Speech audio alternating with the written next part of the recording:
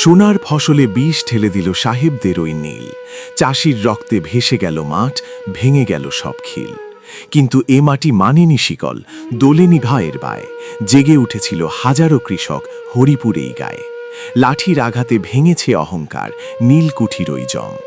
ইতিহাসে লেখা রবে চিরকাল হরিপুরের বিক্রম। প্রিয় দেশবাসী, আজ আমরা যে স্বাধীন হরিপুরের মাটিতে বুক ভরে নিঃশ্বাস নিচ্ছি, আজ থেকে প্রায় ১৬০ বা ১৭০ বছর আগে, অর্থাৎ ১৮৬০ সালের দিকে এই মাটির চিত্রটা কিন্তু এমন ছিল না। তখন এই বাতাসে সুবাস ছিল না, ছিল নীলকর সাহেবদের চাবুকের শীষ আর শোষিত কৃষকের আর্তনাদ। কিন্তু হরিপুরের মানুষ চিরকালই অন্যায়ের বিরুদ্ধে আপোষহীন।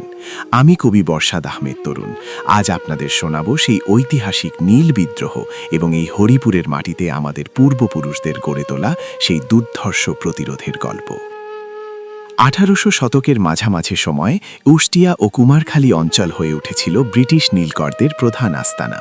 গড়াই নদীর অববাহিকায় উর্বর জমি দেখে সাহেবরা এখানে দলে দলে নীলকুঠি স্থাপন করে। হরিপুরের কৃষকদের বাধ্য করা হতো তাদের সোনা ফলানো ধান বা পাটের জমিতে নীল চাষ করতে। যে চাষি নিজের পেটের ভাতের জন্য ধান বুনতে চাইত, তার ওপর নেমে আসত অমানুষিক নির্যাতন। নীলকরদের তৈরি সেই কুঠির অন্ধকূপে বন্দি করে রাখা হতো অবাধ্য চাষিদের। বাড়ি ঘরে আগুন দেওয়া, গবাদি পশু কেড়ে নেওয়া ছিল সাহেবদের নিত্যদিনের খেলা। কুষ্টিয়ার গড়াই নদীর জল তখন শুধু পানি ছিল না, ছিল হাজারো কৃষকের চোখের জল আর রক্ত। কিন্তু অত্যাচার যখন সীমার বাইরে চলে যায়, তখন জন্ম নেয় প্রতিরোধ। ১৯৫৯-৬০ সালের দিকে পুরো বাংলায় যখন নীল বিদ্রোহের আগুন জ্বলে ওঠে, কুষ্টিয়ার এই হরিপুর ও তার আশেপাশের অঞ্চল হয়ে ওঠে সেই আগুনের মূল কেন্দ্রবিন্দু। হরিপুরের সাধারণ কৃষকেরা বুঝতে পেরেছিল শুধু হাত জোর করে সাহেবদের মন গলানো যাবে না। তারা একজোট হলো। রাতের আধারে মশাল জেলে, হাতে দেশি বাঁশের লাঠি, সরকি আর বল্লম নিয়ে তৈরি হলো হরিপুরের নিজস্ব কৃষক বাহিনী। নীলকর, লুই সিলি বা স্থানীয় কুঠিয়ালদের পেয়াদা বরকন্দাজরা যখন গ্রামে হানা দিত, তখন হরিপুরের বীর সন্তানেরা চারপাশ থেকে তাদের ঘিরে ধরত। লাঠির এক একটি আঘাতে চূর্ণ হয়ে যেত ব্রিটিশদের চাবুকের অহংকার।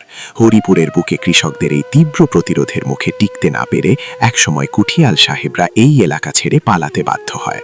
এই মাটি সাক্ষী আছে কিভাবে সাধারণ মানুষ একতাবদ্ধ হয়ে সাম্রাজ্যবাদী ব্রিটিশদের পিছু হটতে বাধ্য করেছিল।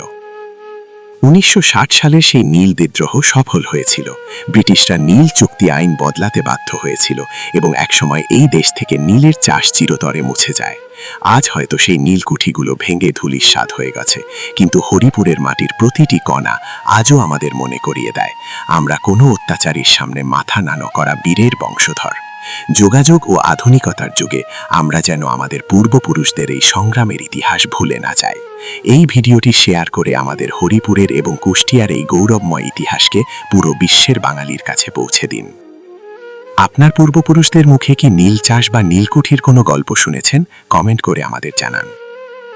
ইতিহাসের ধুলোবালি সরিয়ে আবারও দেখা হবে কোনো চেনা পথের অজানা গল্পে। আমি কবি বর্ষাদ আহমেদ তরুণ আজকের মতো বিদায় নিচ্ছি। নিজের শিকড়কে জানুন, নিজের মাটিকে ভালোবাসুন। আল্লাহ হাফেজ।